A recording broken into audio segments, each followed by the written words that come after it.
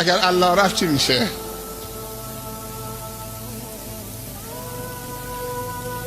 اگر درها رو قفل کردیم تو روی الله، تو حق نداری بیای تو زندگی ما میخوام راحت زندگی بکنیم اونطوری که دلمون میخواد. ما نیاز به خدایی که تو باشی والعیاذ بالله نداریم، ما میخوایم خودمون خدای خودمون باشیم. خیلی ها اینو دارن میگن، با لسان حالشون اینو دارن به خدا میگن ما نمیخوام تو برای زندگی ما برنامه بریزید، بیا تو خونه ما.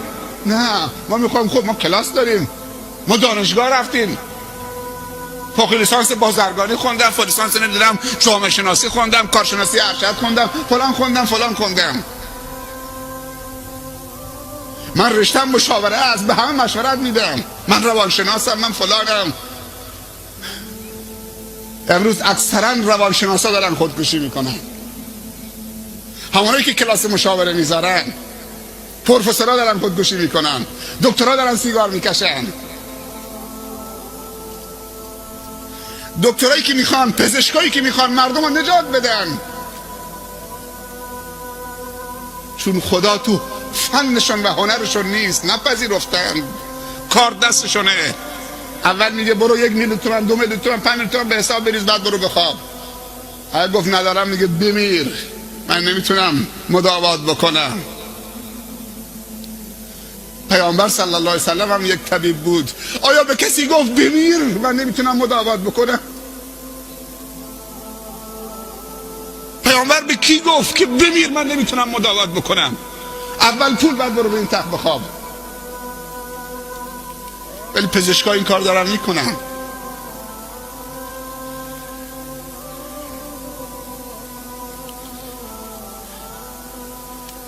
پیامبر وقتی یک یهودی رو نجات داد، همجور صورتش مثل قرص ماه شب 14 میدرخشید صلی الله علیه وسلم، و این جمله رو گفت: الحمدلله الذی انقذه بی من النار. خیلی خوشحال بود، الحمدلله که خدا به من توفیق داد که ارشادش بکنم، راهنماییش بکنم. خدا نور ایمان رو در دلش انداخت، هدایت شد و از آتش جهنم نجات پیدا کرد.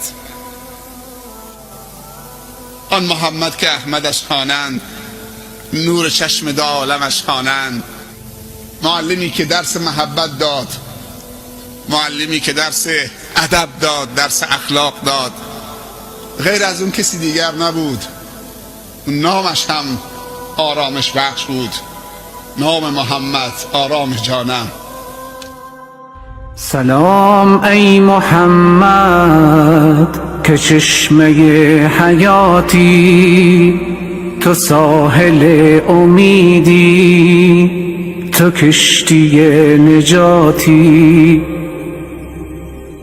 چو باغ سبز ایمان پر از گل و سروری، پیام تو حقیقت، تو شهر علم و نوری.